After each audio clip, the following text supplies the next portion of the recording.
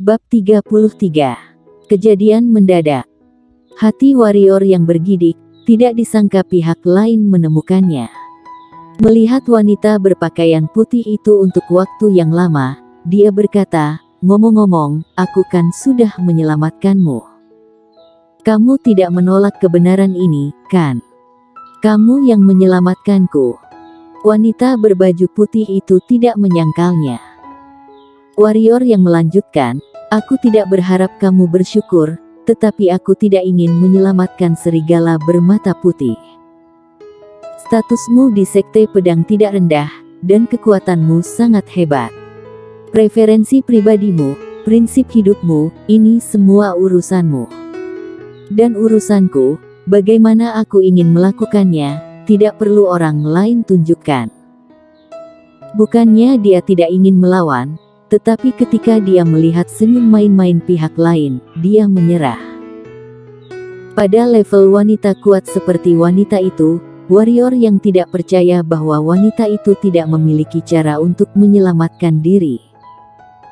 Dan sekarang keduanya berada dalam situasi putus asa ini, dia tidak ingin bertarung secara internal. Wanita itu terdiam beberapa saat, dan berkata, "Kamu adalah murid sekte pedang. Gunakan harta mendalam sekte hantu yang berlumuran darah murid sekte pedang, itu tidaklah bagus." Warrior yang berkata, "Aku belum menjadi murid sekte pedang.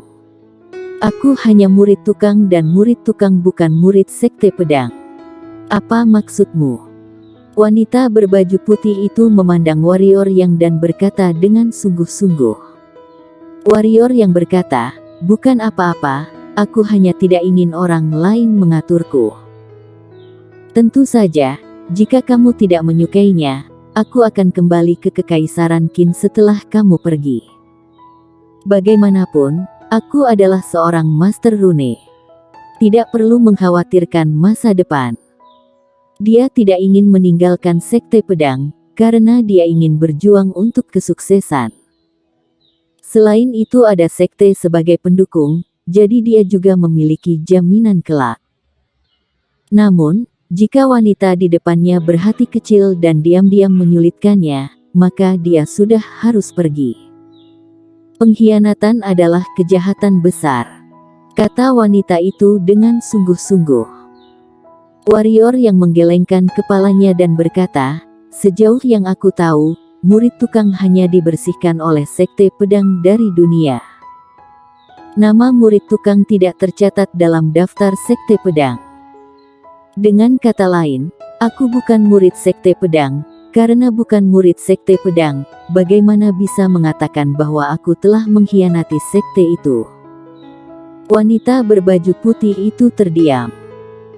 Jika itu orang lain, bahkan para jenius super di daftar sekte luar akan mencibir hal seperti ini, tetapi pria bernama warrior yang ini berbeda. Lawannya adalah energi hitam logam di antara 5 elemen energi hitam, dan juga merupakan seorang master rune. Selain itu kekuatannya adalah yang terkuat di alam fana yang pernah dilihatnya. Murid semacam ini, meninggalkan sekte pedang adalah kerugian sekte pedang.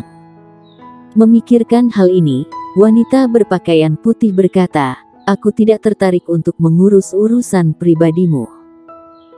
Jika kamu tidak takut sekte hantu mengirim seseorang untuk mengejarmu, gunakan pisau darah itu." Melihat konsesi wanita itu, warrior yang tersenyum dan berkata, "Aku juga tidak berencana untuk menggunakan pisau darah ini. Aku berlatih keterampilan pedang. Bagaimana mungkin menggunakan pisau darah?" Mendengar apa yang dikatakan warrior yang, wanita berbaju putih itu mengerti. Alasan mengapa pria di alam fana di depannya memiliki niat membunuh pada dirinya sendiri dan mengatakan keluar dari sekte adalah karena dia telah mengancamnya. Memikirkan hal ini, wanita berpakaian putih itu memandang warrior yang dan berkata dalam hatinya, "Tidak disangka, seorang praktisi di alam fana memiliki kesombongan dan keberanian seperti itu, aku yang sudah meremehkannya sebelumnya." Setelah menyelesaikan kontradiksi, warrior yang melihat sekeliling. Mungkin karena kegelapan, jarak pandang di sekitar mereka semakin rendah. Tentu saja, bahkan di siang hari, ada kabut merah, dan pandangan mereka tidak dapat melihat 100 langkah jauhnya. Kita tentu saja tidak bisa duduk di sini seperti ini saja. Apakah kamu mempunyai cara? Warrior yang bertanya. Tidak. Jawab wanita itu singkat. Warrior yang tidak berharap wanita itu memilikinya. Setelah berjalan ke selatan beberapa saat, dia menemukan bahwa masih ada kabut tebal di depannya, dan masih ada tumpukan tulang di bawah kakinya. Dia berhenti, lalu berjalan kembali ke kejauhan, berkata, "Kita di sini. Tidak ada makanan, tidak ada sumber air. Jika ini terus berlanjut, kita pasti akan berubah menjadi salah satu tulang." Meskipun keduanya adalah praktisi yang mendalam, mereka masih membutuhkan makan dan minum, terutama ketika basis budidaya mereka sekarang disegel. "Apakah kamu mempunyai cara?" tanya wanita itu. Warrior yang merenung sejenak, kemudian berkata, "Ayo pergi ke selatan dan terus berjalan untuk melihat apakah kita bisa keluar. Aku tidak percaya ini adalah jurang atau lingkaran." "Kenapa pergi ke selatan?" wanita itu bertanya dengan cemberut. "Sekte pedang ada di selatan," warrior yang menjelaskan. Wanita itu menggelengkan kepalanya dan berkata, "Tidak akan lama untuk berjalan dari pegunungan penghancur jiwa ke hutan ribuan ular jika ada energi hitam, tetapi saat ini basis kultivasi kita disegel. Bahkan jika kita berjalan dari selatan ke hutan ribuan ular, pasti memerlukan waktu 10 hari. Selama 10 hari, bisakah kita tidak makan atau minum?" Warrior yang tersenyum dan berkata, "Jangan khawatir tentang ini, aku punya cara." Saat dia berkata dengan gerakan, dia memanggil monster hitam tingkat 9. Serigala abu-abu dipanggil oleh warrior yang, dan dia sangat tidak puas, menatap warrior yang dengan matanya. Ia sudah sangat nyaman di dalam. Melihat seekor monster hitam tingkat 9 muncul, wanita berbaju putih itu terkejut lagi, menatap monster hitam tingkat 9, kemudian menatap warrior yang dalam-dalam. Melihat serigala abu-abu menatapnya secara tak terduga, warrior yang tidak bisa menahan amarahnya, dan berkata dengan marah, "Tatapan apa itu?" Dia mengarahkan tangannya ke selatan, dan berkata, "Bawa kami melewati tempat itu, atau pergi dari sini. Aku tidak mendukung orang yang makan dan minum tanpa bayaran." Ya, memang benar seekor serigala. Mendengar apa yang dikatakan warrior yang, serigala abu-abu ragu-ragu untuk waktu yang lama, dan akhirnya berkompromi. Ia tidak ingin meninggalkan tempat yang penuh energi, juga tidak ingin membuat pria itu marah. Melihat serigala abu-abu berkompromi, warrior yang melompat dan mendarat di punggung serigala abu-abu, lalu menatap wanita berpakaian putih itu dan berkata, "Ayo, dengan itu, kita tidak harus berjalan sendiri." Wanita berbaju putih melirik serigala abu-abu, lalu melompat dan jatuh di belakang warrior. Ada jarak dari warrior yang. Ini membuat warrior yang sedikit kecewa. Dia awalnya juga ingin membiarkan wanita itu duduk di depannya, lalu memeluk wanita itu dan berlari dengan cepat. Sangat disayangkan bahwa rencana ini mati. Dia menepuk serigala abu-abu. Serigala abu-abu mengetahuinya, dan bergegas keluar dengan suara desir. Serigala abu-abu berlari selama sekitar 1 jam, dan terdapat semua tulang di sepanjang jalan. Ini membuat warrior yang dan wajah wanita itu serius. Pada kecepatan serigala abu-abu, 1 jam adalah sekitar 300 mil, tetapi jalan lebih dari 300 mil sebenarnya penuh dengan kerangka.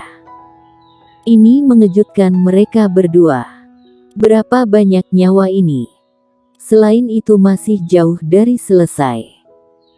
Setelah serigala abu-abu berlari selama setengah jam lagi, langit benar-benar gelap, dan kegelapan memenuhi pandangan, bahkan jari-jari sendiri tidak terlihat. Warrior yang tidak punya pilihan selain menghentikan serigala abu-abu. Mengambil sebuah batu bulan, warrior yang melihat ke depan, mengerutkan kening. Lembah penghancur jiwa ini terlalu aneh.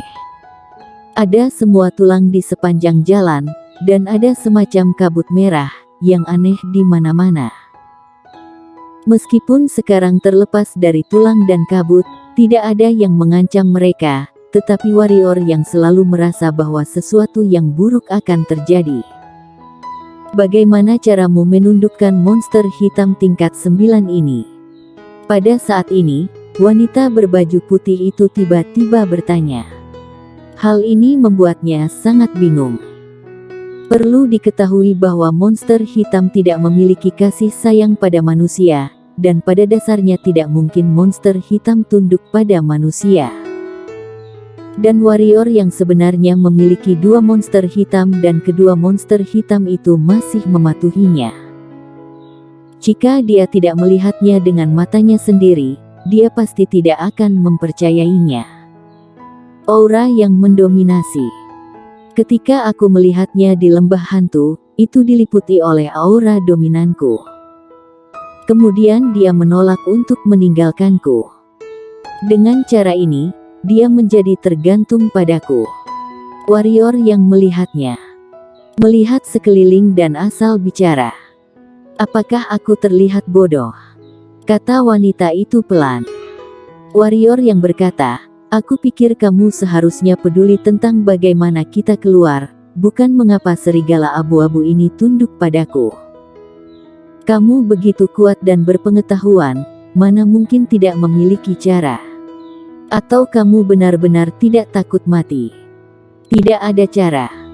Juga tidak memiliki pikiran lain. Apakah kamu benar-benar takut mati? Warrior yang memandang wanita berbaju putih itu dan bertanya. Ada banyak bahaya di sepanjang jalan, dan wanita di depannya tidak panik sedikit pun, bahkan jika dia jatuh ke dalam jurang, wanita di depannya tetap tenang. Mau tidak mau harus diakui, dia benar-benar sedikit kagum padanya. Murid sekte pedang bisa mati, tetapi mereka tidak boleh takut. Wanita berpakaian putih itu sepertinya menunjuk ke arah warrior yang memutar bola matanya dan berkata, jika kamu ingin mengatakan aku serakah untuk hidup dan takut mati, katakan saja. Kamu tidak takut mati. Kenapa? Warrior yang bertanya dengan aneh. Wanita itu melirik warrior yang dengan ringan, dan berkata, jika kamu takut mati, kamu tidak akan membunuh tangan darah. Jika kamu takut mati, kamu tidak akan membawa aku untuk melarikan diri. Karakter dan temperamen kamu sangat berbeda. Cocok untuk latihan pedang. Pada akhirnya, ada tanda penghargaan di mata wanita itu. Merpati. Warrior yang hendak mengatakan sesuatu. Pada saat ini, tangisan tajam dan menusuk tiba-tiba terdengar di antara mereka berdua.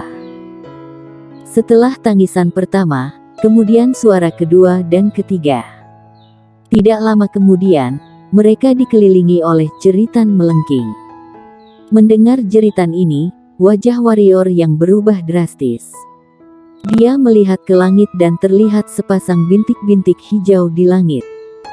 Meskipun dia tidak bisa melihat monster hitam yang mengeluarkan suara, dia tahu cahaya hijau itu adalah mata dari monster hitam.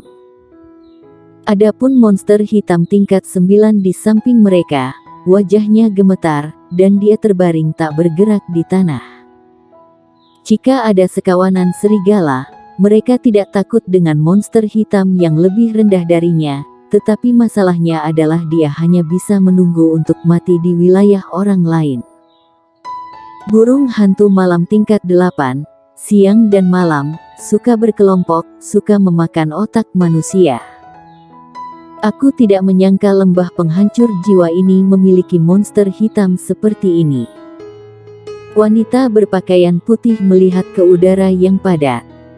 Bisakah kamu mengatakan sesuatu untuk bertahan hidup? Warrior yang tidak bersemangat. Wanita itu menggelengkan kepalanya dan berkata, monster hitam seperti ini berkelompok, bahkan jika basis kultivasiku tidak disegel, akan sedikit takut pada mereka. Tidak disangka pada akhirnya kita sulit kabur. Begitu wanita itu selesai bicara, bintik-bintik cahaya hijau pekat di langit bergegas menuju warrior yang bersambung.